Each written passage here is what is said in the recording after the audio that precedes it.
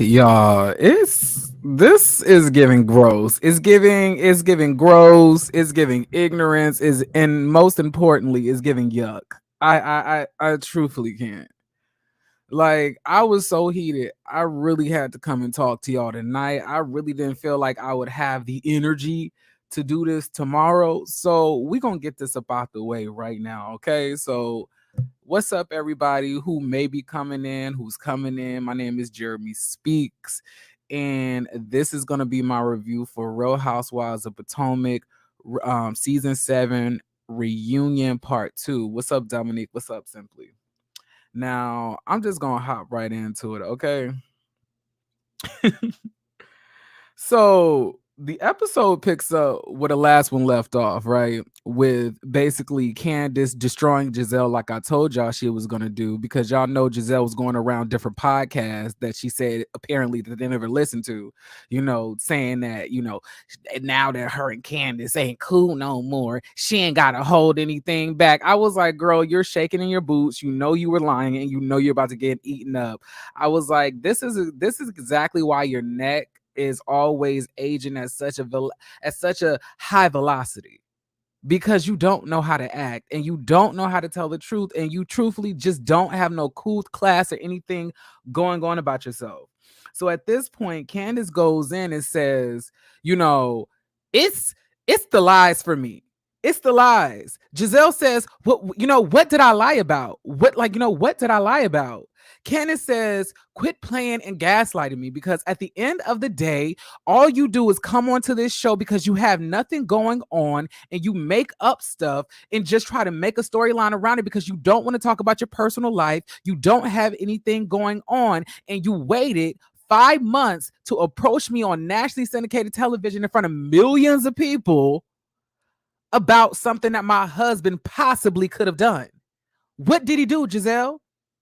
And then at this point, she says, I'm not lying. I'm not lying. I said your husband made me feel uncomfortable. Like, just because you try to give a little cute accent with it, Giselle, does not absolve you from the fact that you full of it. Like, you sitting here lying on people's husbands, you sitting here lying, not telling the truth about certain things, and you really out here looking crazy with that bouffant. Like, you really out here looking crazy right now. Like, it's definitely not giving what you thought it was going to give. And Candice made very valid points, and to say that you were sitting there smiling in her face, hugging her husband, when all of a sudden you felt so uncomfortable. You didn't feel uncomfortable enough not to hug him when you saw him at the spring fling party, to greet him multiple times, and also at her album release party, or the video release party. You was not uncomfortable at all, Giselle.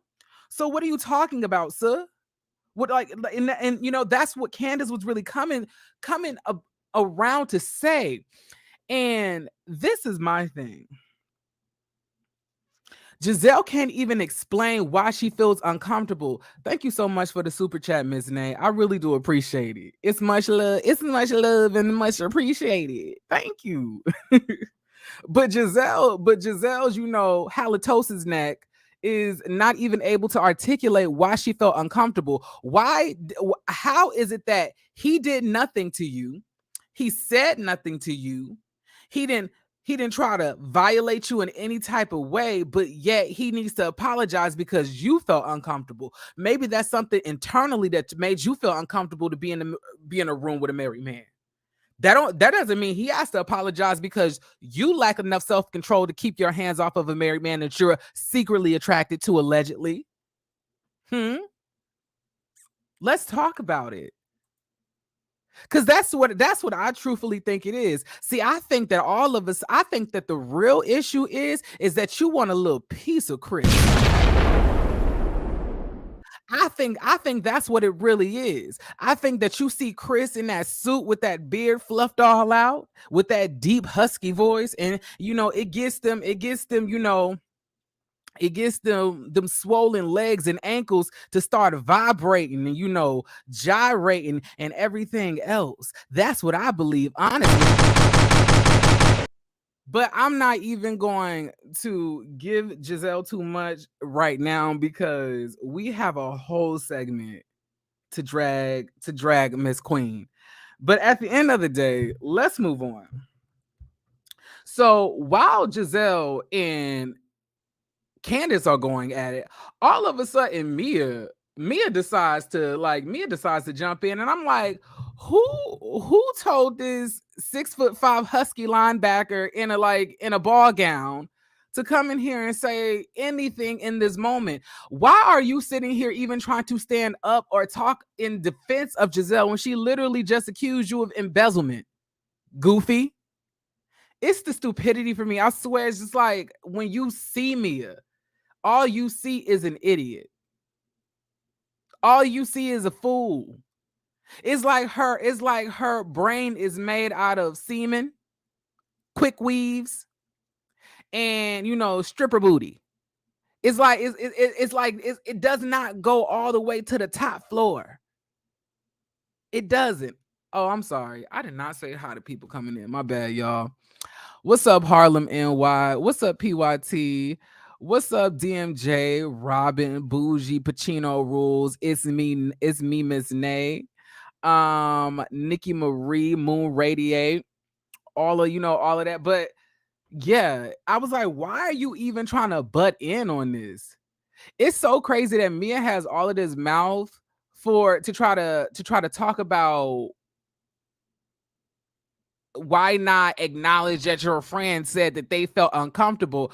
How come you didn't acknowledge when Jacqueline said that you were making her feel uncomfortable with your nasty comments you were making all season about her hygiene? Well, let's talk about that. Like, everything about me is fake, is fraudulent, and I just don't like her. She is the epitome of dumpster juice, scraped off the bottom of some type of dumpster truck that's been struck by lightning and some type of moon radiation and given life. She is a low life, you guys. If a low vibrational plate was a person, it would be Mia. It's everything about Mia is disgusting. I don't like her. I don't like Mia. But now we got that wrapped up, child. It ain't that much to talk about because we all know Giselle is lying. We all know Giselle is full of it. She has nothing going on. Of course, she's going to make up something about somebody's husband because that's her bread and butter. But I just want to let y'all know, as far as production goes, that don't try to reprimand her now when y'all been literally applauding her for doing it for seasons. The thing is, now it's just getting old and don't nobody want to keep on seeing it. See, the thing is, you can only sing the same song only a few times before the audience wants you to sing something else. Period. At the end of the day, you cannot just continue to do the same things, as trifling as it may be, over and over and over and over again, and think that you're going to get a new reaction every single time. We're tired, Giselle. We're tired of the tacky fashions, tacky weaves, no closures, no parts, saggy necks, swollen ankles, tree stump legs, baby knees. We're tired of it. We're tired of it, Giselle. Come up with something else or leave. And Robyn, you and these broad shoulders have a lot of bravado tonight. I don't know if Robyn has somehow found her way to Gotham City to go through the sidekick training of Robyn to next to Batman or whatever the case may be, but we're tired of it. Aren't you tired of that too, Robyn? Being diminished to somebody's second fiddle at the age of 42? I would be like, I would hate that. I would hate that. I would hate to be 42 and be somebody's sidekick. I would hate that. That's disgusting. Honestly, it's disgusting, and it's very much of a disappointment. What's up to everybody coming in? How y'all doing? Make sure y'all like the video as y'all come in. Make sure y'all like the video as I'm getting in all of this. I'm trying to be a little bit more straight to the point because y'all have been telling me in the comments that I do get off topic and I do go on tangents for a bit. So I'm trying to be on topic. Okay, so let's continue. So the next thing that we talk about is Aurora Borealis making up false allegations on Chris. Obviously, at this point, we see that there is a common pattern here of everybody just making up stuff about Chris. And what they do, they show, and I wish, actually, I don't know if I'm happy that Deborah wasn't there because she truthfully doesn't deserve to be on the same stage as these ladies. Or am I mad that Deborah is not there because she deserves to get demolished, ate up, bone apple teeth, and destroyed for lying on somebody's husband on national television when she looks like something out of, Zumba Fu. I don't know whether to be happy that she wasn't there or mad that she was not there to get destroyed. But at the end of the day, they showed the video and they asked Ashley, so what do you feel about this video now that we see that your friend is a liar? But Ashley already knows internally that her friend was lying anyway because she told those girls to go over to Chris and go talk to him because there's no way that all of the pretty girl posse, the posse of the quote unquote pretty girls, went all over to Chris all at once. It just flocked to him like like flies on poop. I think Ashley called that play, and all three of those big burly ladies went over there like three quarterbacks, trying to get Chris to say something or do something inappropriate so they can report it back to Ashley, so Ashley has some ammunition to get back at Candice. To me, that's what it came across as, honestly and truthfully. But at the end of the day, they played the tape back, and all we see is Deborah go over to Chris complimenting his outfit, which she did not mention that she did. She made it seem like Chris approached her and was talking to her, but no, sis, you mocked up a conversation. You said that he had the same name as your husband. You said all of that stuff. Chris was giving you dust because at the end of the day, he didn't know if he was looking at Norman Freeman, some type of wild coyote, or some type of, member of the El Salvadorian MS-13. He didn't know what he was looking at. But at the end of the day, he gave you base level conversation to be nice, because at the end of the day, that's way nicer than telling you or asking you, excuse me, what species of mammal are you? Because he truthfully could have asked that, because we all know that was on his mind, because that was exactly on our mind right now.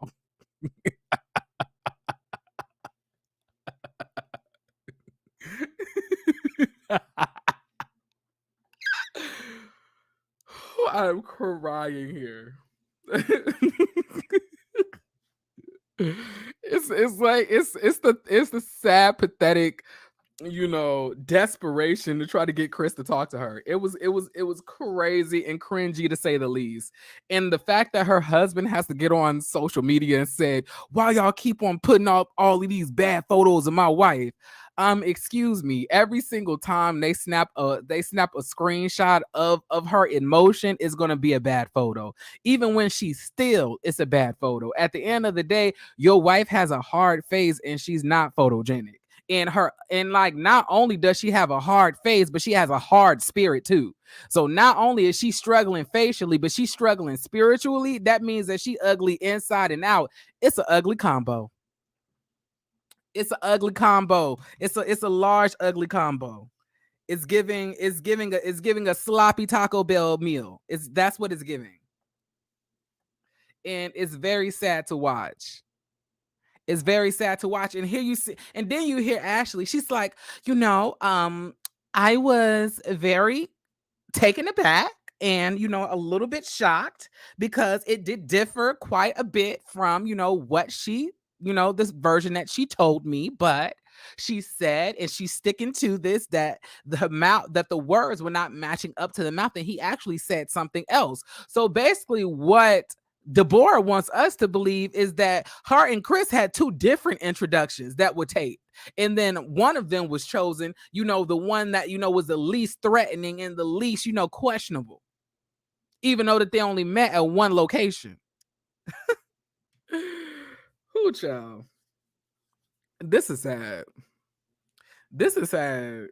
This, like, it's sad. And at the end of the day, justice for Chris. Justice for Chris, y'all. At the end of the day, justice for Chris. Hold on, I have another super chat. Give me a second. Thank you so much for the super chat, Michelle Witt. If y'all want to drop a super chat on Jeremy Speaks, y'all can. Period. I would love that. I would love that. Thank y'all for dropping the super chats. It's really appreciated. Okay. At the end of the day, hold on. Let me make sure I had a banner going down. So in case y'all wanted to, to follow, or well, y'all gonna have to give me a second on the Twitter, because I got locked out of my Twitter account. Child, it's a whole thing. Twitter don't like me. Okay, so let's get back to it. So then we get to the Happy Eddie. So Andy asked, Ashley, don't you think it's quite a stretch that she said something about a Happy Eddie? And then Wendy chimes in and she says, yes, I do find that quite a reach. And, at the end of the day, it's quite strange how a man just giving, common respectful colloquialisms and, manners towards women is somehow misconstrued as to him being inappropriate. It's almost as if y'all are not used to a man treating you guys with respect. Ding, ding, ding, ding, ding, Wendy. At the end of the day, let's go over it. Let's go from left all the way to right. And we're going to have to exclude Karen out of this. All right, and Candice, we have one person who's engaged and married to a dirty old rat, mutt-looking man, who was out here putting his face in stripper booty when he had a wife at home, having the physicals on the beach, when he should have been at home with his wife taking care of them older kids that he probably has, because at the end of the day, G is about 2 seconds away from the grave. What's up, melanated energy? How y'all doing? Period. Come on in. Then we have Robelius and Juan. Now, Juan be treating Robyn like she wanted the homeboys from the block. He talked to her like a man. He treated her like a man. He expects her to have the attitude and, resilience of a man. Then he also proposes to her on nationally syndicated television just to embarrass her, cuss her out multiple times, walk away from her, cheat on her after he got engaged to her. And we're like, we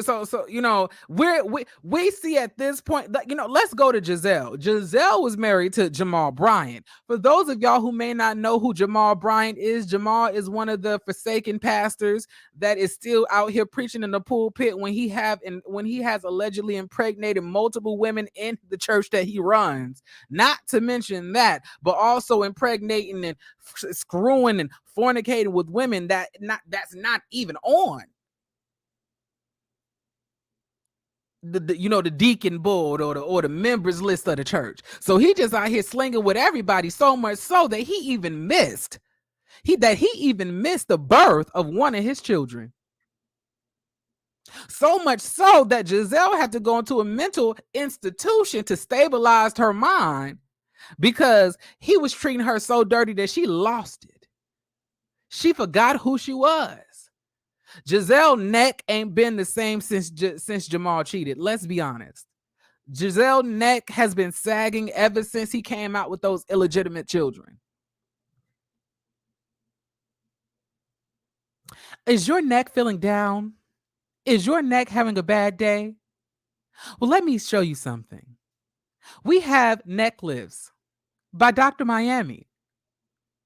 Now, listen, y'all. Next, we have Ashley, at this point, who I feel was a glorified prostitute, or I say, Jezebel, Trollop, with this colonizer man that that's obviously colonizing different cities and, in different countries, creating wars, making money off of war and everything else that we've learned allegedly. So all of these women, for the majority of the part, have terrible husbands that don't love or respect them, or men that treated them dirty and, embarrassed them all throughout the public. So Wendy, you're right. They're not used to a good man. They don't know what that is.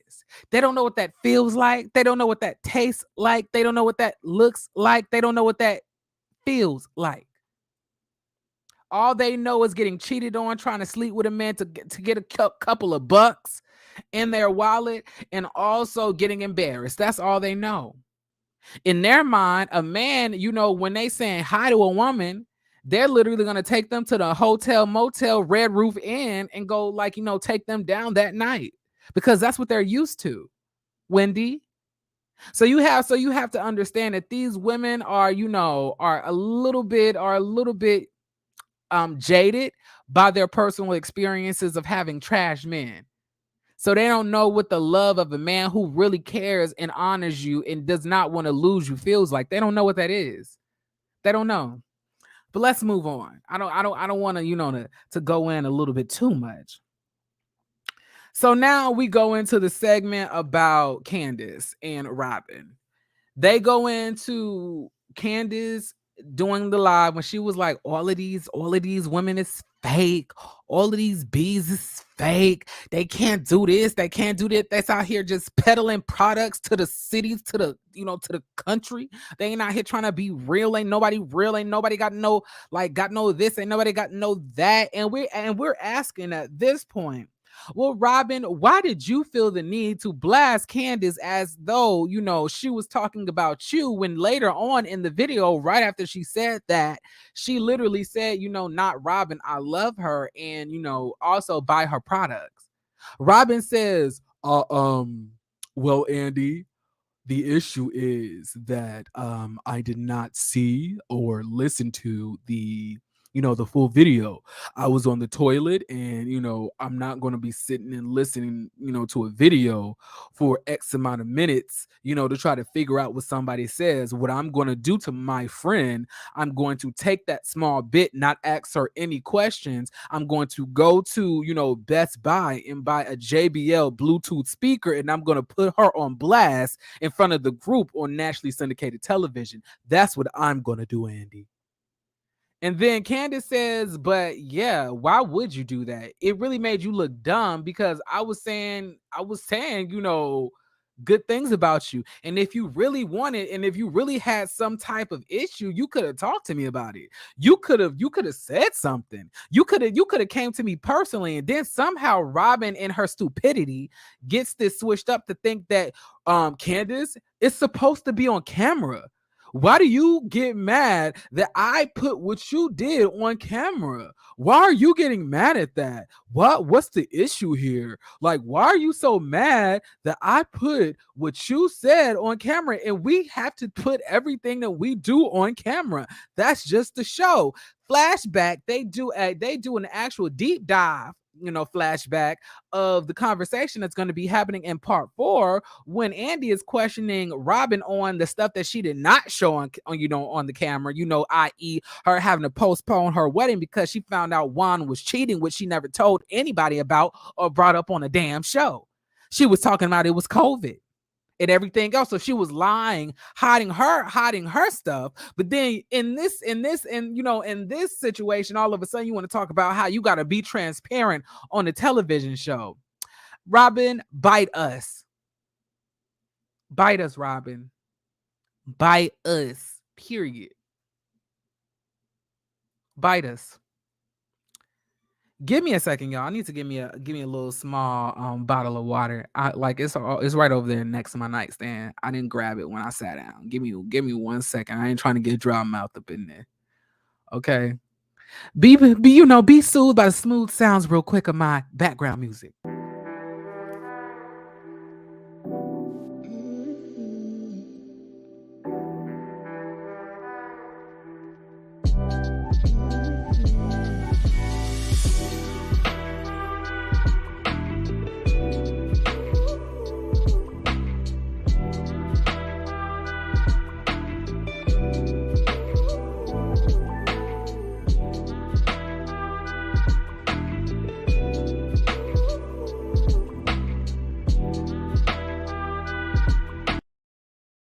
All right, I'm back. Hope you guys enjoyed that. All right, so now let's get back into it. So Robin at this point is like, just making up excuses, contradicting herself, and it really brings into the whole grand idea that this show is filled with people who are just contradicting liars, because all we see this episode are lies and contradictions by Mia, Giselle, Robin, and Ashley. They are a diabolical quartet. They are evil, pale ass, like in Vogue. I am so mad I cuss. My bad, y'all. I'm trying to be better. I'm trying to be better. I'm trying to be. All right. So at this point, not Robin, but Andy brings up the fact that a viewer had a question for Candice, which I was very happy that finally somebody asked her about this, because I've been really wanting Candice to answer this question, because she always does this. She, like, the viewer asked her, why is it that you keep on saying that Robin is the most loyal person to you in this group? What about Wendy? And then, she's going to say, I am so confused and annoyed by this question. Why is it that I'm only allowed to be close to one person in this group? That's not what we're saying, Candice. You've been calling out everybody else for trying to misinterpret or twist and turn the truth. Now, this question is very valid. You're sitting here always continuously calling Robin your quote unquote friend, your closest confidant in this group, the one you trust the most, the one that's the most loyal to you. And then Wendy brings up, we were sitting at the table in Miami, and right after you said she was the most loyal person, she pulls out the JBL speaker, then puts you on blast. And then I look to you and then I say, is this what loyalty looks like? Is this what it's giving? Because at the end of the day, it looked like she just checkmated you and made you look dumb on nationally syndicated television. And then, Candice was looking like, yeah, I remember you did say that. And Candice really does not have a good reason as to why she is continuously saying that Robin is the closest person to her, when in fact, Robin is continuously like dogging her out throughout the season and off the season. Because after all of that, agreeing with you and Chris that she did, she came on Watch What Happens Live after the season wrap and said that you were exaggerating and blowing things out of proportion. It's obvious that she is not the most loyal to you. Wendy has been there and calling out these girls every single time. When Ashley sat there and filed that notarized thing against you in favor of Monique, who was the person that called that out? That was Wendy. Wendy has never thrown in your face that she stood up for you. She's never did that, but Robin has. Wendy has not betrayed you at all, but Robin has. Robin can't even give you an actual apology for the stuff that she's done. She had to come to you crying about the death of somebody else's family member to evoke some type of sympathy to absolve herself of the stuff that she did to you. And just like a fool, you fell for it. Wendy didn't do that. When all of these people are going around saying that you say the most messed up stuff, or you hit below the belt, or you get down and dirty, Wendy was the person saying that if you say something to her, how are you gonna be mad that she say something to you? Wendy was the one standing down 10 toes down for you. But you want to sit here and make believe that this light-skinned gremlin next to you is the one that's down for you? I'm confused. What are you watching, Candice? What are you looking at? What are we watching? The same show? We can't be. And then Wendy, like I thought, said that she felt some type of way about that, because once again, you sitting here putting these light-skinned hussies on a pedestal that's not doing anything but throwing you underneath the bus. Stop saying that this girl is your friend. She's not your friend, Candice. You look dumb, and you knew that you looked dumb when they brought up this point. Like, Candice, in this moment, she looked dumb as hell. She did that face like, oh yeah, you did say it. Girl, yes. You look stupid. You look dumb. And the fact that you're still in interviews saying that this girl is one of your close friends lets me know that maybe you are a little bit intelligently declined. I don't know. Because at this point, we have to understand here that people may not be for us. You might love somebody to your core, but they can say whatever they want to say. Candice favors Robyn over Wendy. She just needs to admit it. Exactly. Thank you, C John the Gamer. That's exactly the truth. You favor Robyn over Wendy, even though Wendy is always going to bat for you.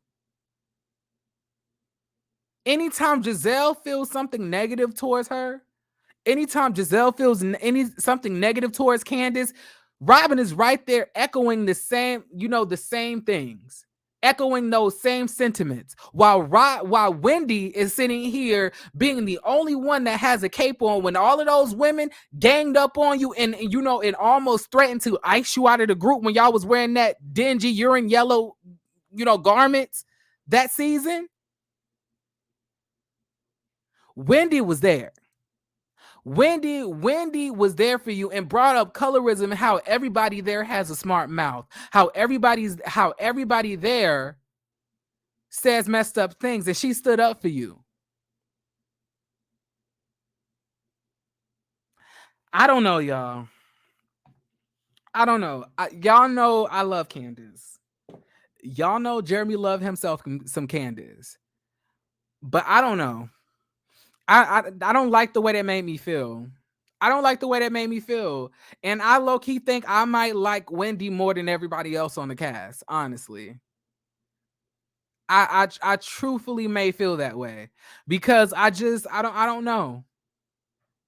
I don't know about Candice. And I love Candice down, y'all. I've been loving Candice since her first season, since season 3. I've been loving Candice. But it's giving, blind. It's giving, willfully dumb. It's giving, blissful ignorance. And I can't take that. I'm like, I always say this. Listen, don't tell me how you feel. Show me how you feel. Your actions will tell me everything I need to know. Your actions will prove to me what you truthfully feel about me. People can say they love you. People can say they support you. People can say that they down for you. But when you truthfully have, a video dropping, who showed up? Who was there? Who showed up after the video came out? When you needed somebody to lean on and somebody to really empathize with you truthfully because of what is right and not because they just didn't like the one who hit you, Wendy was there. Robyn and Giselle didn't care that you got assaulted because later on the next season, they said if Mia would have bopped you, they would have just said, okay, she deserves it. But Wendy every single time holds you down. It's I don't like it. I don't like it.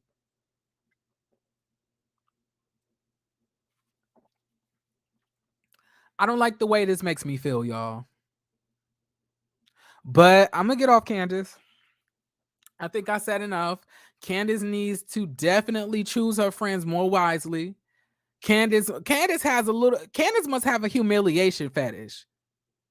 I think that's what it may be. Y'all know some people have a subconscious humiliation fetish where they are addicted or, love to be around people who constantly embarrasses them or tries to put them on blast or on the hot spot. To me, that's what it seems that Candice is. Candice has a real intense humiliation fetish because for some reason she was loving on Giselle and Robyn. And truth be told, I believe if Giselle didn't say anything about Chris and Giselle would have just been dogging Candice out instead the whole season, Candice would still be cool with them, although that those girls were dogging her out. The only thing that she drew the line at is her white husband. That's what she draw. Not my Caucasian husband. Not my man.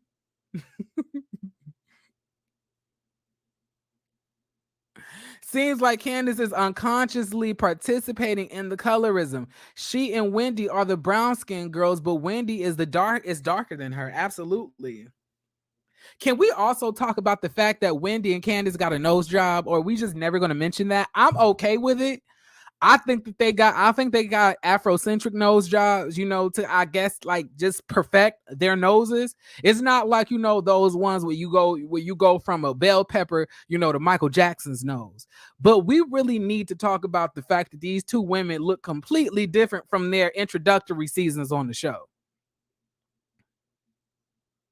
And I've been trying to figure out what is so different about Candice's face. I was like, Candice got a nose job. That's what it is. Candice and Wendy got great nose jobs. They obviously went to Kelly Rowland's doctor. Nobody ever brings up the fact that when you got a great nose job when nobody brings it up. Cause nobody ever brings up the fact that Kelly Rowland got a nose job. They never bring it up. They never bring it up, child. They never bring it up. They would act like that is a nose that she had when she was saying, say my name, when that was definitely not the case. But anyway, I'm not, that's neither here nor there. But next, we're going to get on to the next segment. So the next segment they have is about Karen copying. So they brought up the instances when not with Candice, but when Karen does certain things. What's up? Tickle my bag. Ooh, tickle my bag. What's up? But they bring up the fact that Karen often does imitate or coincidentally comes out with things that the rest of the cast members are doing. Like when Giselle and Robyn brings out a boring, live show, Karen brings out her own live show. But I guess we ain't gonna talk about how Ashley has her own live show now, are we? Doing the same thing that Karen doing. But we ain't gonna talk about that. And are we also not gonna talk about that it's February 26th and Ashley still has not filed for divorce? Are we not talking about that? Where's the divorce? Where's the divorce filings? Can somebody pull that up on public records or something? Was this all just a fake storyline that was never going to happen? Huh? Which is why you're out here trying to compliment Michael and say that he's such a great dad when he dropped your kids off and shortened his time with them so he could try to see who was over to your house, potentially putting you and your children in an awkward predicament with you and a man, right? Or I guess we're just not going to talk about that. I don't see y'all talking about it in the comments, so I'm just going to bring it up once again. It's February 26th, Sunday at 11:17 at night. And once again, Ashley has still not filed for divorce. Was it all fake? Was it all a lie? Was it never going to be was it never existing? I think it was all a lie. And let me tell y'all what else I think. I think what Ashley's going to do next season is continue to try to antagonize Candice, except this time she's going to be bringing Deborah around. She's going to bring Deborah all around next season. Trust me, because she has nothing going on. See, they're going to try to get Candice restarted. They need that. So they're like, Ashley's going to do whatever she needs to do to get Candice ignited. And she's going to be bringing Deborah around because that's her only MO. She has nothing else going on. What are you going to be talking about? You still trying to figure out the divorce, Ashley? That you and Michael are reconciling? Or is it the fact that we're going to know that you're reconciling with him because he's not giving you anything? Because you were so stupid enough to sign a prenuptial agreement that offered you nothing. Or let's talk about the fact that you probably knew that you were not going to get anything all along. And because you knew that Michael had a penthouse in the sky and you were living underneath a bridge in the DC, Maryland area, that you just signed those papers and moved on in like the happy concubine that you probably were. You probably knew you wasn't going to get anything. You don't even know your husband's net worth, where his money or assets are, which means that you knew all of this time that he never trusted you like that it was always going to be that barrier, that you were just supposed to be that pretty trophy wife that he allowed, that, that probably, ate his cakes, And then, probably did threesomes with him and other men and women, here and there. But nothing deep as, as somebody who would be his wife when he's in his younger years. He already knew what you came on to do. He already knew the game. You're young and hot, well, kind of, for him. And he's old, decrepit, and rich. He already knew what the deal was. And you can't outsmart a man who's literally been doing business for years. So let's be real. Ashley knew that she was not going to get anything. And she played the audience into thinking that she would. Let's talk about it. Let's bring up these facts that Ashley knew that she was not going to get anything anyway. That's why she signed it. And how do you sign two different prenuptial agreements that basically admonish you of getting any type of monetary, assistance from your multi-million, possibly billionaire, husband? Let me know. She can't, because it was all a lie. All a lie. Where's the divorce? Where is the divorce? Where is it? But let's move on. All right. So now we're talking about Giselle's hysterectomy, and Andy brings up the fact, and Giselle, you had some medical issues this season, right? And then, Giselle says, yeah, I had, to get a hysterectomy, and the hardest part, was telling my kids because I just didn't know we'll talk about it later. What? Girl, you dumb? What the hell you mean we gonna talk about it later? Girl, this is the reunion. We gonna talk about it now.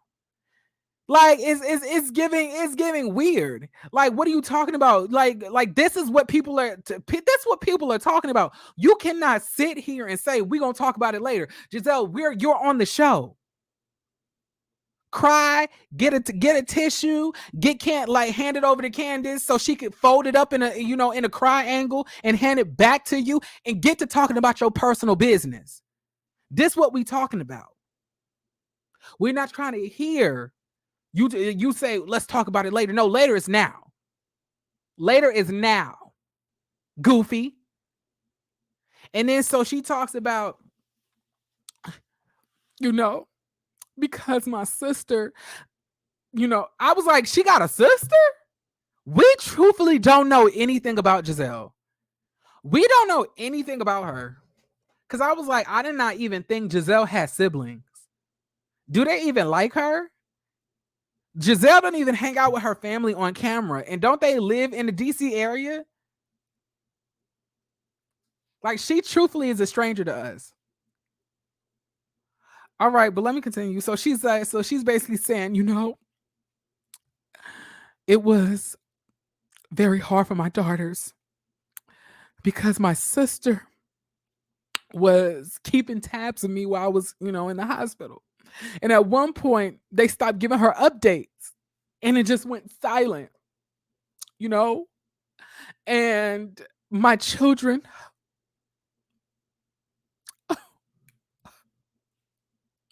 Andy, don't make me talk about it, Andy. No, Andy, don't make me talk about it, Andy. And all I could think about was like, it's giving gas. It's giving doing the most. It's giving weird and extra. Now, I'm not saying that getting a hysterectomy is not something emotional, but I'm pretty sure the reason that they did not update your sister at this point was because they were probably sewing you back up or closing the wound that they opened to do the hysterectomy, or possibly trying to make sure that your vitals were good and everything else. They're not just sitting there keeping updates every 30 minutes while you're in surgery. I'm confused. And I'm sorry, a catheter is something that I would imagine that you would normally have after a hysterectomy, right? Side note, y'all, don't y'all want to know what the government or the hospitals be doing with all of these body parts that they take out of you? Like, what are they doing with them? Like what happens to a uterus that they took out or ovaries that they removed? What happens to that?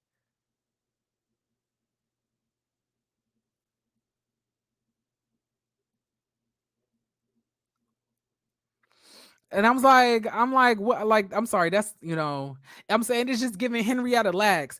I remember, I was like, because I have a surgery on the 10th, and I was asking the doctor, okay, so when this happens and y'all remove this, what happens after that? And he says, they're gonna take it, they send it, to a science lab, and they do whatever they do with it. And I was like, what is that? I'm sorry, don't get distracted, Jeremy. Thank you. All right, Pacino, my bad. Woo, child, the ADHD is too intense. My bad. I'm back on topic.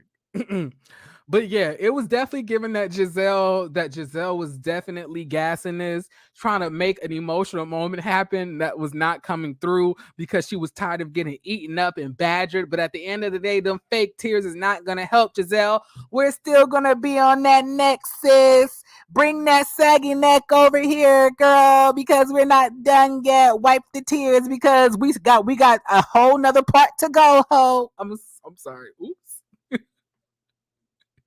Girl, they're like, those tears didn't stop anything. Girl, we're still about to beat you down right after you finish wrapping up this story. So wrap it up. Thanks. Okay, so after that, right, we get into we get into her talking about, her hot fling, with Jason from Winter House. Right? Because Jason loves to go after women that are 16 years older than him. I wonder what he's getting out of this. Possibly exposure and publicity.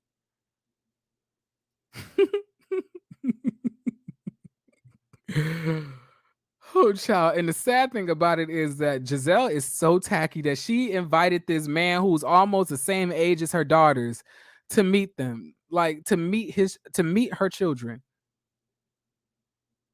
Like, and then she's gonna say, and they badgered him with it, they questioned him, gave him the fourth and fifth degree. I was like, what do you mean they question him? Like, what can they question him about? How hard were the SATs to take? What classes and general electives is best for college? What school did he go to? Does he have like any friends that they could date? Like, what real questions that those kids have to ask him because they damn near the same age, Giselle. I'm confused. And then like Andy's gonna ask Giselle at this point, um, so like, did you guys have like a midnight cap before the reunion? Giselle is gonna say, oh yeah, we had a very good midnight cap. And I was like, you're not sleeping with him, and it's given a hell no, and definitely a yuck. Because at the end of the day, we don't want, like, Giselle, if that neck, those arms, and that leg and those ankles are sagging and swollen as much as they are, God knows I don't want to know what the rest of that body looks like underneath that church dress. I don't want to know. And I know if I don't want to know, I know Jason from Summer House don't want to know. Who challenge? And right as she's talking all of this stuff, talking about, the physicals of it all, you can hear Candice in the distance say ill. Because that's exactly, it's giving ill. Like, you're literally bragging about having the physicals with a man who is 16 years your junior, almost 20 years younger than you. That is gross. That is gross. I'm sorry, y'all. I'm disgusted. Like, you old enough to be his mom, literally. Like you would have been a teen mom, but you are old enough to be his mom nonetheless. Like, is that not a bother to y'all? Or is it just a bother to me? Mm-mm. Mm-mm. And can you imagine how hard it is for Jason to have to hold up Giselle's ankles and legs when they retaining all of that fluid and water? When Giselle take off them compression socks and that compression garment, that faja, baby, she start to swell up like that little girl who ate that blueberry gum from the Willy Wonka chocolate factory.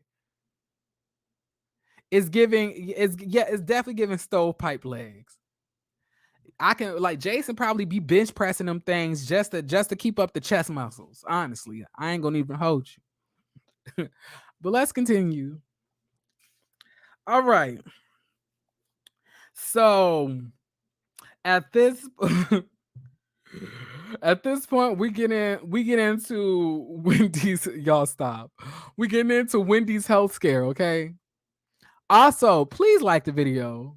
Don't be a hater all your life.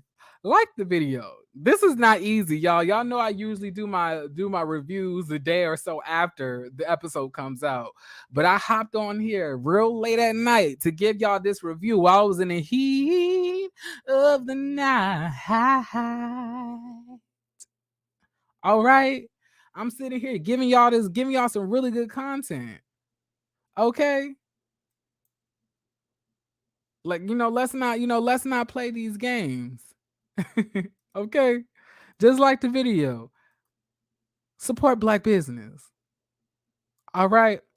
So y'all, are y'all ready for us to get into this Wendy segment? Are y'all ready for it? I suggest, okay, everybody, let's pause for a moment.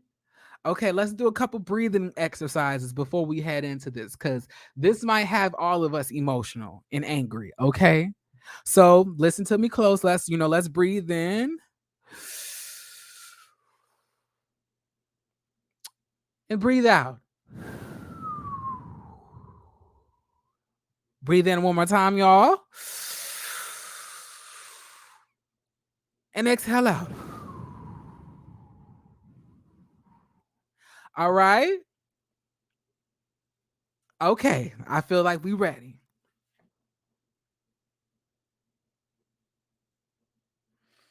All right, so let's continue.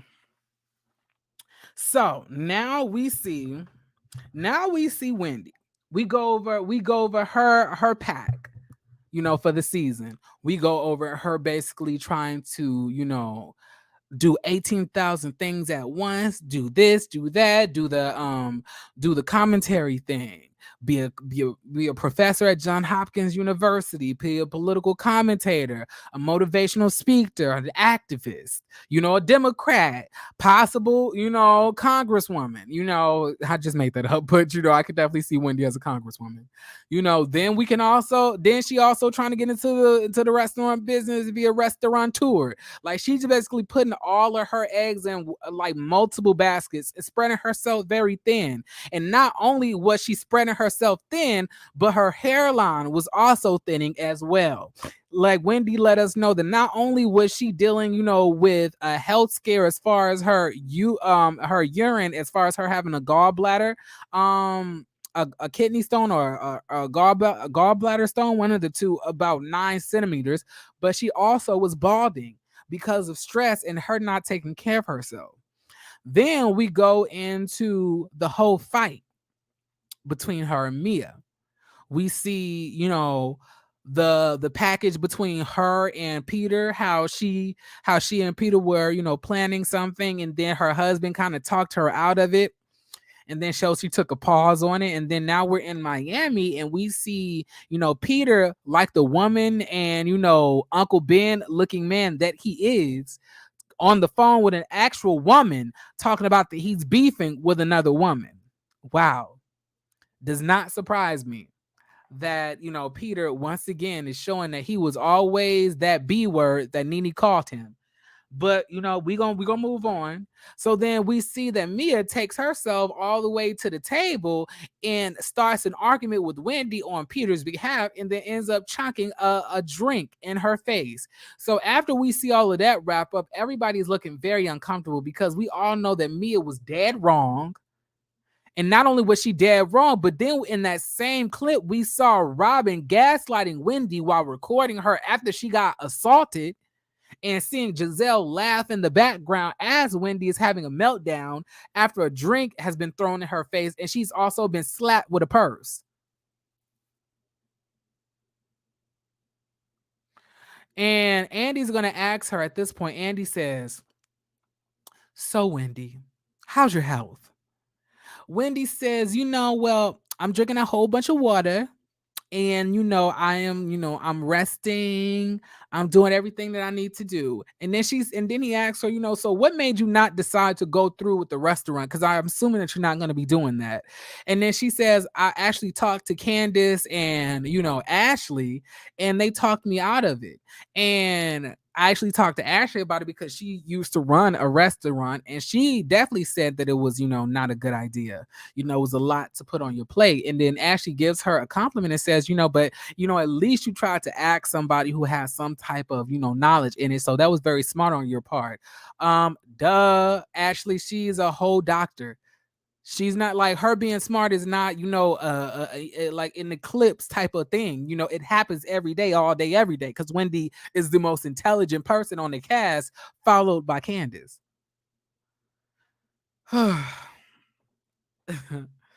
Y'all, it's getting real sad. But anyway, let's continue. So then now we see Andy. Andy asks Wendy, not Wendy, but Mia. He asks Mia, so Mia, what's your relationship with, with Peter? And then Mia says, what do you mean my relationship with Peter? We're just friends. Like, yeah, we're like, she was already on the defense anyway, because she knows that her coochie probably has a memory foam imprint of, Peter's penis. Probably. Right? That's that, she got like, she immediately locked up and got very defensive. Like, dang, we only asking, what's your relationship with him? Or what's your relation to him? Because now Wendy, now after, Mia brings up, we're just friends, but then Andy says, but you decided to go over to him, take on his drama with Wendy and make it your own and try to, ignite it and make it even worse. And then she says, that wasn't what I was trying to do. I guess I was just trying to tell her some information and it just came out the wrong way. Mia, you're a liar. You're a big, burly, manly shaped liar. Baseball mitt hands, football feet liar. 6'7" Hispanic questionable cartel member, allegedly liar. And she's gonna say, no, I guess I just told her the wrong way. And then Wendy says, you're lying. You're making stuff up. You're lying. And then she says, I'm talking to Andy, not to you. And then Andy says, but why did you throw the drink in her face? Like, that was just so uncalled for. She didn't say anything that garnered you throwing a drink in her face. So then after this, she says, Andy, it was just so much that was just being thrown at me. And she was just saying so much stuff. And I just could not take it anymore. And then Wendy is basically saying, you're lying. And then this is when Wendy basically just flies off of the handle. Wendy says, you're disgusting. And the fact that it's so many months later and we're at the reunion and you can't take responsibility for your tacky actions is really disgusting and not, and it proves that you're not a good person. But most importantly, you assaulted me. You violated my physical boundary. You violated my physical space, and that was not okay. You're dead wrong and it's messed up. And don't think for a moment, sir, bruh, or whatever your gender identity may be, because it seems questionable with those shoulders in this dress, that you could have beat me up, because I would have wore you out, sis. The only reason I did not tear you apart is because I actually have things to lose, unlike you, which proves as to why you no longer have a business, because you never had one in the first place. Wendy didn't say all of that, but I added some in. I hope y'all so I added a little bit of my own in there, but 99% of that was Wendy. 99% of that was Wendy, and I added my own little, my own little seasoning on it. My own little hot sauce. But yes, but Wendy was definitely saying, don't think for a moment I couldn't whoop your at the end of the day, you lucky.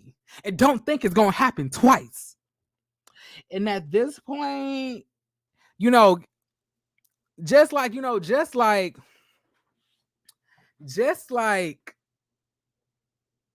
I thought, Mia is such a dirty bum type of a woman that whenever she's approached with truth, she responds with lies. So she's gonna say, yeah, I was wrong for putting my hands on you, but let's talk about the real thing the real issue here. The fact that you gave Peter the cookie, the cook, and she just kept on saying the cookie. Like, girl, we're not like, you're not eating that. Like, you thought that you ate that, baby. You thought that you ate that. Like, everybody is looking at her crazy, the audience, me, Jesus, the rest of the apostles, and everybody else, because you're literally just making stuff up. It's like a demon whispers lies in her ears and she just spouts it out. Like, it's almost like she the Rain Man. Like, you're just making stuff up. Like, I'm trying to tell you, like, it has to be demons in Mia's shoulders. That's why they're so broad and bulky like that. If you were not to look closely at this photo, you would have thought Mia had on shoulder pads until you realize that her dress only goes up to her boobs. Why your shoulders look like they got shoulder pads, Mia? Huh? Why does Mia look like she's wearing a 1969 Dynasty Dominique Devereaux shoulder pad, deluxe garment? Why is that? And let me tell you why. It's because there's demons in those shoulders whispering lies in her ears that she spouts out of her mouth. And that is exactly why she is always on a continuous lie. Like, you're literally just making stuff up. And then everybody is looking at her like, girl, what? Giving Peter the cookie, and then me, like, Wendy is like, girl, you're just saying that just to say it. Candice is like, girl, we just gotta really start. We really gotta start, monitoring the lies going on here, because y'all just cannot just say whatever y'all want to say because y'all have nothing else left to say. Y'all just can't just be making up lies because you don't have a comeback. Like, Mia, you definitely came out of this reunion looking like a goof, like a loser, like a doofus, like a jackass. It's giving sad. It's giving sad, y'all.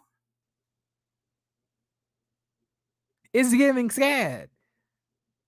And that's why it looks like somebody took Mia's shoulders and wrapped them around some hangers and hung herself up towards the ceiling of this set, and why her shoulders are so high. What's going on, Scotty by nature? How you doing, friend? It's quite a shame, to be honest, that you're gonna go so low that you're gonna accuse somebody of sleeping with Peter. So let me tell you, let me get this right. You want us to believe, Mia, that Wendy, looking as fine as she does, as hot as she does, as oiled and moisturized as she does, as luscious as she does, as boobtacular as she does, and as fine as her husband is, she gonna say, "Oh no, Eddie, I don't want that. Give me a nice old hot, scoop of Peter Thomas." So then at this point, they ask her, like, Candice says, "Where did you hear that from? Where did you hear that from?" And then she says, "I saw the tapes." Girl, what? So this is when Mia says, apparently before they taped, they had a meeting to talk about business opportunities. And, Mia was Wendy was trying to offer him something a little bit more than business. Girl, what are you talking about? What camera did you see this out of? Do you just have access to almost all of the cameras? I'm so confused. Like, what are you talking about? Like, it was just blatant. She was just making up stuff. Like, it's so please get this burly man off of the show, please. Mia's breasts look like they smell like sheetrock. Like, in this dress, Mia breasts look like they smell like armpit hairs. Like, everything about Mia is musty, dusty, and crusty.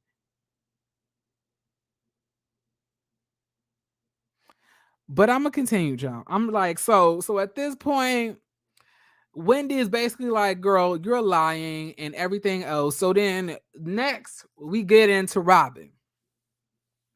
So not Peter, but Andy asks Robyn, okay, so Robyn, what was the reason that you decided to tell Wendy that she was being the aggressor after she got a drink thrown on her, and you began to record her and also taunt her as she was being recorded. Then she says, well, the issue is that it didn't capture everything. The real thing that I wanted to say to Wendy was that, you know, don't do this. Don't try to ignite this if you don't want to fight.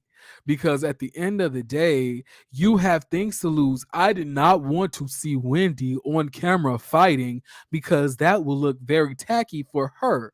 At the end of the day, she has a lot of stuff to lose. And we all know in real life, Mia has nothing to lose, nor does she have anything going on. But then Karen asks a very good question. And she says, if that's the case, Robyn, then why did you say shut up or fight?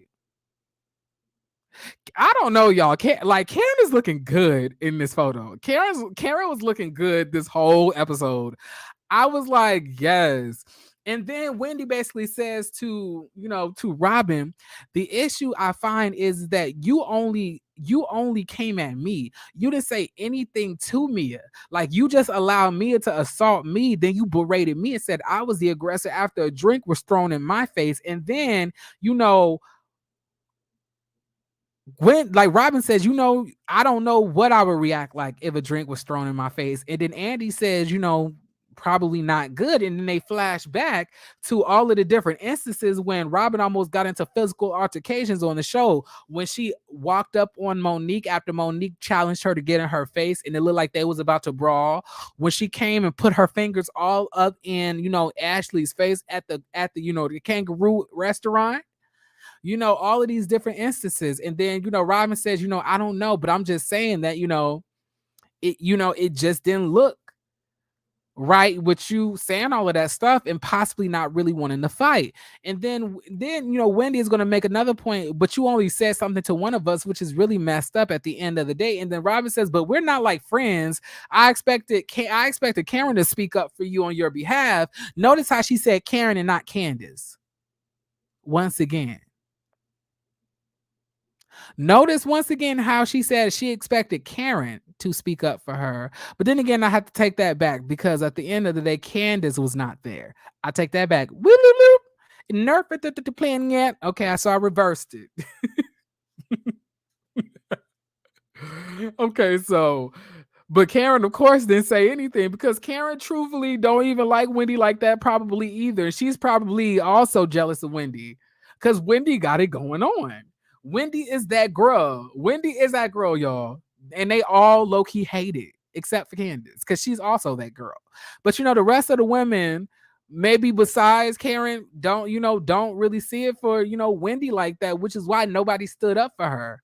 And it's so funny that now all of a sudden Ashley wants to act like she stood up for, Wendy when you were a silent bystander and you were making jokes while Wendy was getting assaulted, when you was up there telling Mia underneath your breath, you a big girl to be doing all of that. Why didn't you say, Wendy, chill? Why didn't you say, Mia, chill out? What you doing? Why are you acting like this? You were also very lenient when it came to the whole trip and trying to spend time with Wendy and make sure Wendy was a part of everything. You were very passive about that. And I think that you've seen how bad the dragging of Robyn and Mia and Giselle, had gotten, and you wanted to try to get ahead of that. So what you're going to do is you're going to act like you're just so offended by what you saw happen to me, to Wendy, but you didn't act like that in the scene. You didn't vocalize it like that in the scene. You saw it in person. So why do you have to look back at it and see the same thing from a different angle? I'm confused. It's giving fake. It's giving fake. Next, they asked Giselle. So they said, Giselle, you also had a very different tune, and so did you, Ashley. You got so offended, when Wendy got a drink thrown her, but when it came to Candice, you were definitely with the violence. And then Ashley says, no, I wasn't. I was never with the violence. Candice says, yes, you were. And then she says, it's because everybody was just against Monique. All of a sudden, she was a terrible example for Black women and everything else like that. I don't necessarily disagree. I'm sorry. I do think that not Robin, but Monique was a tacky example of what a black woman could be on TV. I believe that. Because not only did you assault somebody, but you did it because you wanted to impress the light skinned gang who never accepted you anyway. But at the end of the day, we're not going to get back into Monique because I really truthfully want her to fade into obscurity. And I really don't like to talk about her. So I'm going to move on. But we definitely saw the bias and the double standards and the contradicting, energy behind Ashley's, motivation this year. But let's get to Giselle. So Andy asked Giselle, so when Wendy got a drink thrown in her face and then she got hit by a purse, you sat there and laughed and you did not have that same energy that you had for Monique when Monique assaulted Candice. This lady is going to say, it's because at the end of the day, that was completely different. But Andy says, but she felt violated. And you literally just sitting here just saying you felt violated and nobody even did nothing to you. And you want people to respect that. But you don't even respect Wendy saying that she got violated. And this is when Giselle says, because I don't care about her being violated. I don't care. Because I don't like her. So I don't care. And all I could think about was like, wow, how disgusting. How disgusting of a trollop, swollen calf, dirty scum bucket tramp that you really are. Everything that you get into this life, Giselle, you deserve. All the dragging, the loneliness. And let me tell you something, Giselle. Let me get this camera. Let me get this real close because I really want to say this. Giselle, I know deep down inside, you feel very insecure. And I know exactly why you feel insecure. And I'm going to tell you why I know you do. It's because when you look into the mirror, you realize that you failed in every aspect of life. You failed at being a wife. You failed at being a mother. You failed at being a friend. You failed at just being a good person. And then when you also look in the mirror, not only do you see a failure, but you see somebody who's literally, let's almost say, didn't like disintegrating. The beauty that you had, that you were so proud of all of this time, is fading. When you look in the mirror every single day, you get older, saggier, uglier, and your spirit is shining through your saggy skin even more. And you don't have a beautiful spirit, which lets us know that you know inside that you're ugly and it's going into the outside, which is why you're so mad and you're so affected and you're so insecure with women who actually are beautiful, do more than you, and are better than you, especially when they're dark skinned. It's because inside and outside, you know that you're disintegrating and that you're ugly, you're saggy, you're gross, and don't no man want you. Truthfully. We can always say that you're a beautiful woman, but you're beautiful in the grandmother type of way, in the auntie type of way. You know that auntie that's beautiful, but none of us want to sleep with? Like Mary J. Blige. Well, Mary J. Blige look way better than you anyway, but we ain't going to talk about that. But we're just saying, you know how Mary J. Blige is a beautiful woman, but nobody want to sleep with her because she's an older auntie. That's how we look at you. We look at you as the aging nasty beauty. But the difference between you and the rest of these women out here who may be in the same age bracket going through the same thing is that their necks don't sag. Their ankles aren't swollen. Their legs aren't retaining water. They don't have ugly spirits, but you do, which is why every single time you look in the mirror, God takes away a little bit more of that beauty. Pretty soon, Giselle, you're going to be old, ugly, in a house by yourself because you're disgusting inside and out. And that's on and I'm just being real. I'm not even out here just trying to give out insults. I'm telling you the truth. You will be alone. No man wants a woman who's a nasty spirit. When people look at you on this show, they see a nasty spirit. When the men look at you on this show, they see a nasty spirit, and no man wants a woman who has a nasty spirit, because a woman with a nasty spirit does not make a beautiful house, does not make a household pure. They don't do that. You can never make a house a home, because there's no home inside of you, because you're cold inside and out, because you're empty on the inside. That's why you can never make a house a home. So a man is not even attracted to you sexually like that, because you're aging at a high velocity rate. The viscosity of the aging is far too much. Not only do you have a nasty spirit, but you have a nasty attitude too. And until you fix those things, God will continue to press fast forward on your face.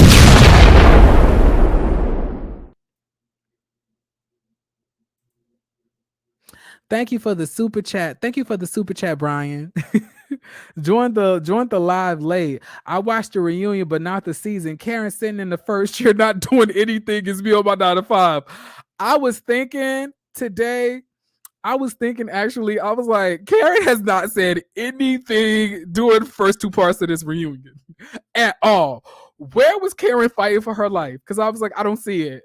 Maybe it's gonna come later on the third part, but Karen was definitely not fighting for her life. Any part in the first two parts. But yeah, let me continue, because I'm not done with you, Giselle. We're just getting started.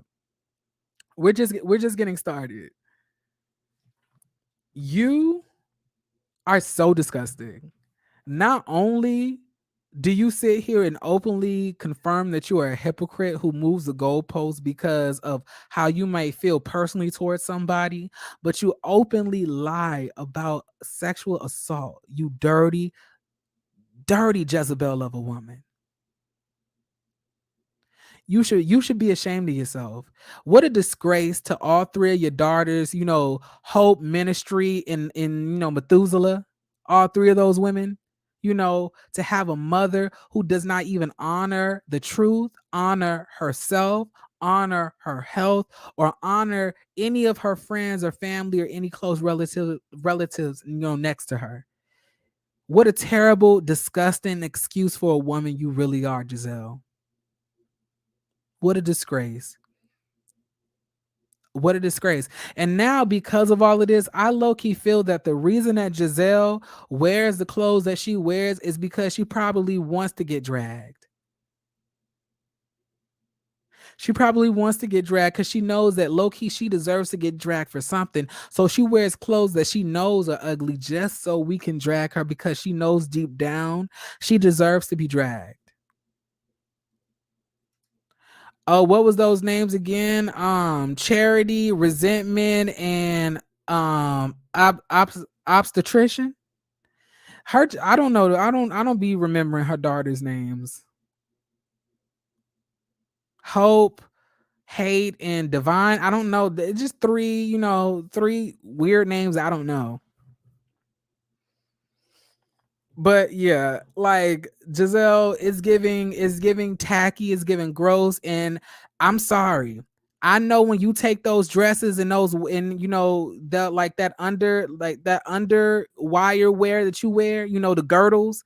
I know Jason don't want to have to pick your breast up off the floor, lift those heavy swollen legs up, you know, pat your muffin top, when he has a whole bunch of housewife women, and summer house, winter house women who are fit, young, and supple, versus somebody who's brittle, old, nasty, and jaded and bitter.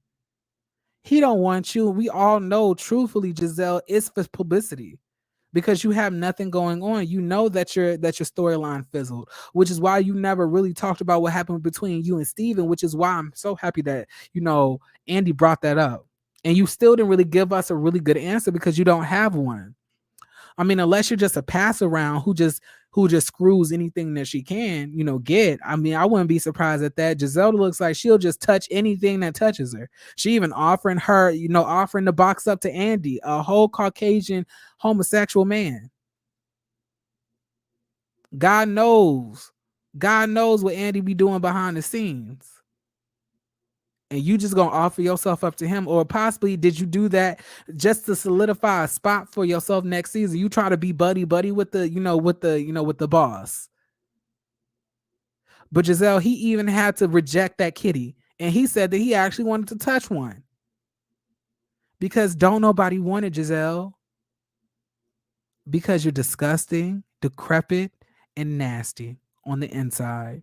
And I'm so happy that you showed us who you really are, the disgusting bottom of the barrel gutter snipe that you truthfully are. And I just pray to God that your daughters don't inherit that nasty chromosome of disgustingness that you like to pass on. I wouldn't be surprised if your dad had that same, or your mom had that same nasty gene.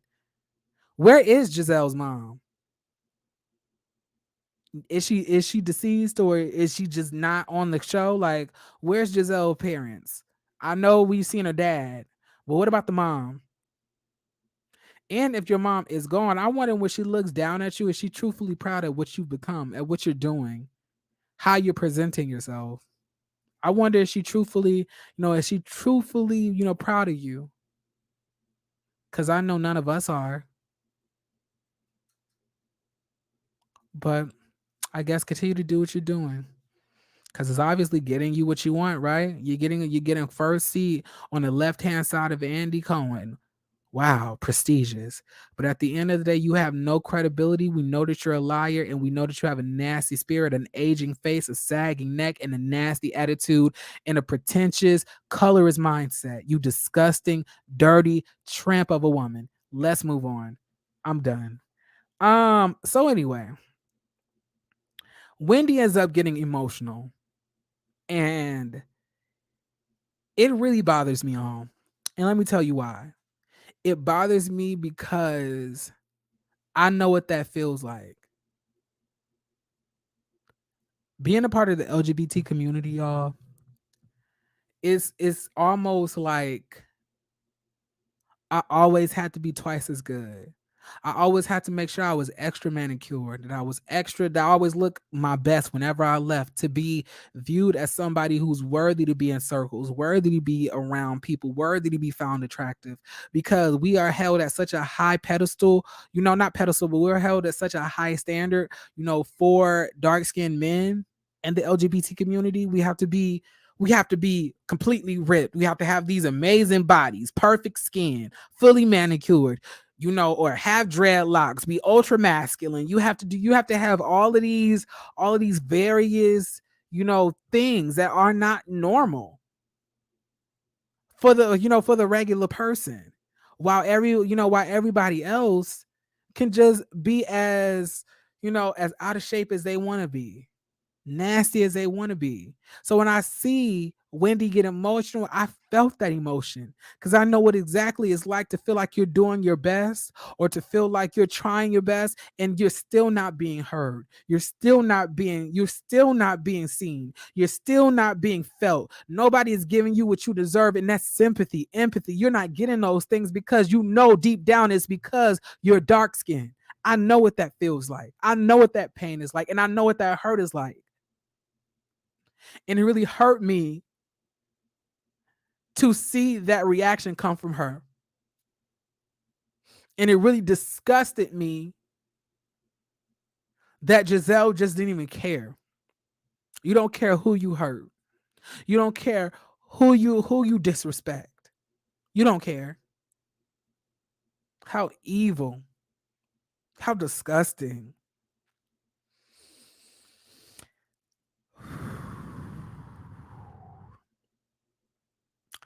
I'm not gonna hold y'all. This was like this part really had me heated. Mm. On top of that, today at church, we had to go over, we did a whole Black History Month, thing. And one of the youth pastors, he put together like this slideshow of all of the things that we've dealt with that our ancestors dealt with up until the point that we are at now. And the lynchings, the crime towards us, the hate towards us, all of that, plus what I just seen today, really made me upset. And I think it is quite a disservice not to acknowledge how disgusting Giselle is. And truth be told, and mark my words, that Giselle is going to destroy this franchise if she continues to be the face of this franchise. We should not, in any way, shape, or form, any longer give her things that she does not deserve. I don't care if it's in her contract or not to be a part of the reunion in the first seat. At the end of the day, Giselle is broke. She has nothing going on outside of the show, so she's going to need a check. So if y'all said no, you will not get the first seat, then she won't get the first seat. Y'all need to stop trying to put Giselle and Karen as the face of this show and move on to somebody else like Candice and Wendy and Ashley and I ain't gonna say Mia. I don't even think Mia should be on next season, but I'm just saying them two being the face of the show is not doing anything well for the show. Y'all were not even barely able to hit 900,000, views a week for the, for the show's premiering. So at the end of the day, what are we doing? Because obviously Giselle and Karen are not working, and that's okay. Just like in Atlanta, we ended up getting different faces of the show, different people who was touted to be different faces. You cannot just pigeonhole two boring women as, the face of the show when they don't have anything to offer. But let me continue.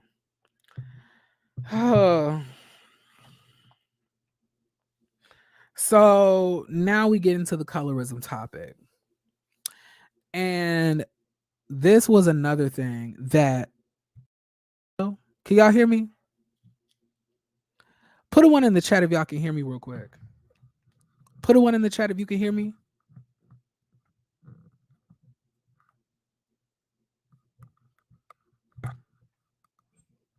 Because I can't hear myself. Okay. Oh, okay, y'all can hear me.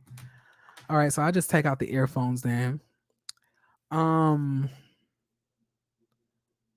Candice introduced the colorism topic, and I was very appreciative of Andy for even allowing this topic to be brought up, because I felt like in the past they tried to ease over it because I don't think they wanted it to overshadow the show and bring this serious topic and have the show be viewed as negative. But the thing is, what y'all need to understand is if you try to ignore something that is visibly serious, that majority of the audience probably is dealt with, that they're seeing being, committed on the show, is not going to do anything but snowball into something worse and cause people to be turned off from seeing it, which is why there is a sudden ratings decrease. Because we're literally seeing a whole cast of light-skinned witches, literally bully and antagonize and diminish or attempt to diminish the two dark-skinned women who are beautiful, successful, ambitious, and kind. So Candice brings up the different instances where there could be viewed as colorism. She also says the definition of colorism. They all agree that that's the definition, right? But then she says the issue is when me and Wendy, we get judged harshly for doing the same thing you guys get done. And you guys do. So then she brings up the fact that people always tell her that she's aggressive, that she cries too much, that she's too emotional. But then she brought up the fact that Robyn is emotional, and Robyn, often, gets into people's faces and, tries to have a fight or whatever like that. And then, Robyn says, but they brought it up, so how is it, colorism, they holding me accountable? The difference is that like the audience is not destroying you because of that. The audience literally destroyed her. And not only that, the fact that nobody is saying that they're going to ice you out after you almost assaulted two people, but y'all want to ice out Candice because she just said your mama. How can you not see this? And then Giselle is saying, like, I'm so confused. So are we talking about the you being emotional? What does that have to do with anything? Like Giselle was just trying to be obtuse as possible, just an idiot. What were you doing at Howard University all of that time? Or Hampton University? What were you doing at these HBCUs? Were you just there bobbing your head in the locker room with the football team? What were you doing, Giselle? Because it's obviously you weren't learning, you weren't reading, you weren't trying to increase your intelligence. You weren't doing any of those things. Like, I think that there is a purposeful. I feel like there is a purposeful mission to misunderstand Wendy and Candice when it came to this topic. Because one thing that Candice did do, she elucidated her points very well. She elucidated. Like she did elucidate. So at this point, she made everything clear. It was not a confusion happening here, but for some reason Giselle wanted to be confused, but I was really appreciative of Karen for saying, I grew up on a plantation, so we've had these conversations before, and I feel like we always need to be having an open mind to learn.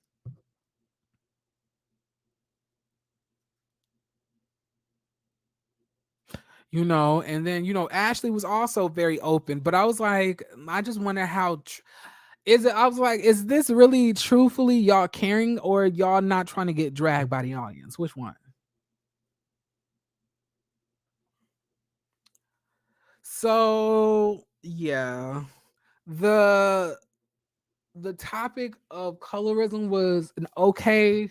I think that they probably needed a moderator to kind of help navigate this. Maybe next time they will have it. Like, it would have been really awesome if Andy said, let's discuss the colorism.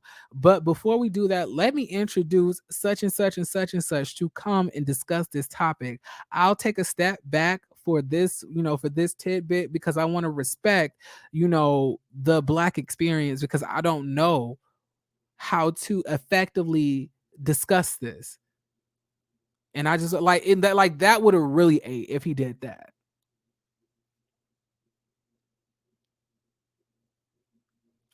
And then the issue that I had the most was that Candice said that there's colorism that exists on the show, but then you said none of the cast is colorists. So what are you saying? Okay, Candice. So when they say that they're gonna kick you off again when you go off on somebody after they didn't tried you, remember that you said colorism don't exist. So them just going after you is just them going after you. Let's move on. Um, at this point, Mia's up there trying to say, I just love everybody. I'm like, Mia, shut up. We don't care about anything that you have to say, offer, or want to tell us. Be quiet. Be lucky that you're even here. Please don't invite this lady back. Like I said, Candice is very questionable. I was side eyeing her a lot. This part. But let's continue. What was next? Oh, okay. So now they go to break. They come back.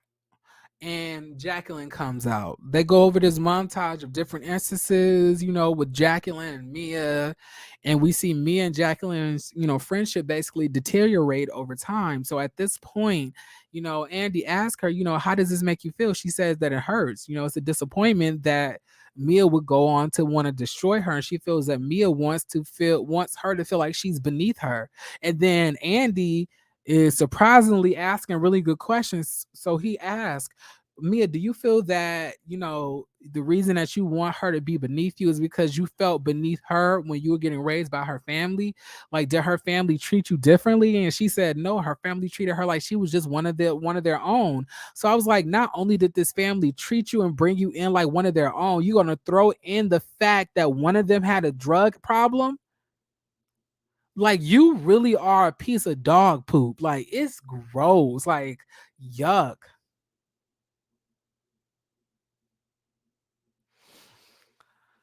But like, yeah, and then she literally brings up the fact that, Mia basically told everybody in the group that her house was getting foreclosed and everything else. And then Mia was whispering, won't start none, won't be none. And I was like, at the end of the day, whoever started your plastic surgery needed to not give you none of that. Let's talk about that start none, won't be none. Let's okay, y'all, that was the end of the review. I'm tired. That's all I have to give y'all. I really hope you guys enjoyed the review.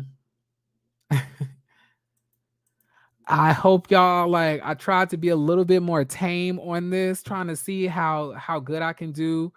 Wait, hold on. Hold up. Not y'all not liking the video. So only 80 half of y'all gonna like the video. So y'all really want to be fake. Y'all really want to sit here and play on my time when I sat here for an hour and 36 minutes. Y'all so fake, man. I can't. I can't. It's giving I can't. It's giving I can't. All y'all gotta do is like, but I see where we stand. I see where we stand now. But much love to every single one of y'all, okay? Understand me when I say this. I want y'all to hear me, okay? You are loved. You are important. And you deserve to be here. You're meant to be here. I know a lot of times in this world we struggle with our self-worth. We feel like we have nobody. We feel like we're not loved. We feel like all of those things. But I want y'all to know that if nobody told you, I love you, okay? Jeremy love you. Okay. I love every single one of y'all. And I want y'all to understand that y'all are powerful. Y'all deserve to be here. And I want y'all to know your worth. I want you guys to know that you're beautiful inside and out, and that you guys can overcome any obstacle at the moment that y'all are facing, period. Okay? No matter what that obstacle may be, you can overcome because you have that power in you, given by the grace of God. But, understand me when I say that. Okay? Now, I'm about to get up off of here and I got to go to bed. I got work at 9 a.m. in the morning. I love every single one of y'all. I hope you guys have a beautiful, beautiful rest of y'all day. I plan on doing the same. And make sure y'all drink water, mind y'all business, and stay out of trouble. Peace.